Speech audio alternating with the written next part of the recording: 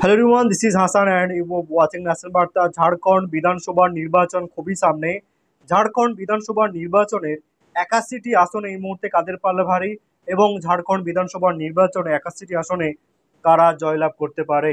ঝাড়খণ্ড বিধানসভা নির্বাচনকে সামনে রেখে ম্যাট্রাইজের একটি ওপিনিয়ন পোল ইতিমধ্যে প্রকাশ হয়ে গেছে।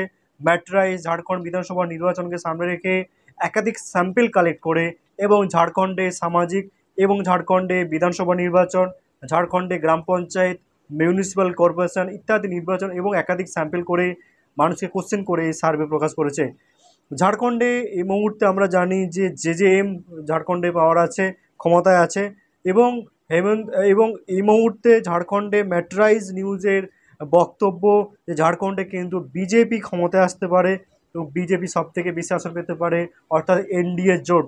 অন্যদিকে ঝাড়খণ্ডে সক্রিয়ভাবে প্রচার করছে ইন্ডিয়া অ্যালায়েন্স অর্থাৎ কংগ্রেসের জোট। ম্যাট্রাইজ নিউজের বক্তব্য, ঝাড়খণ্ডে জেজেএম 19 থেকে 24টি আসন পেতে পারে। জেজেএম গোর্খা ঝাড়খণ্ড যুক্তি মোর্চা জেজেএম 19 থেকে 24টি আসন পেতে পারে। কংগ্রেস আসন পেতে পারে 7 থেকে 12টি আসন।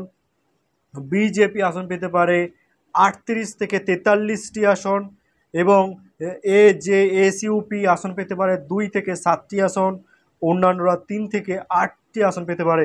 অর্থাৎ ঝাড়খণ্ডে বেশ হাড্ডাহাড্ডি লড়াই, কাঁটে কি টক্কর ঝাড়খণ্ড বিধানসভা নির্বাচনে লক্ষ্য করা যেতে পারে।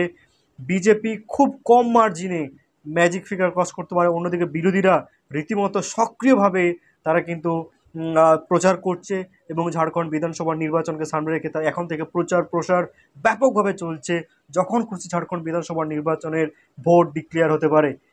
ভবিষ্যতে লক্ষণীয় বিষয় ঝাড়খণ্ডে একমাত্র রেজাল্ট প্রমাণ করবে ঝাড়খণ্ড বিধানসভা নির্বাচনে কারা জয়লাভ করবে। এ বিষয়ে আপনাদের গুরুত্বপূর্ণ মতামত অবশ্যই কমেন্ট করে জানান। ভালো লাগলে লাইক কমেন্ট অবশ্যই করবেন, সাবস্ক্রাইব করতে ভুলবেন না, কারণ ন্যাশনাল বার্তা প্রত্যেকটি খবর পুঙ্খানুপুঙ্খভাবে নিউজে তুলে ধরে।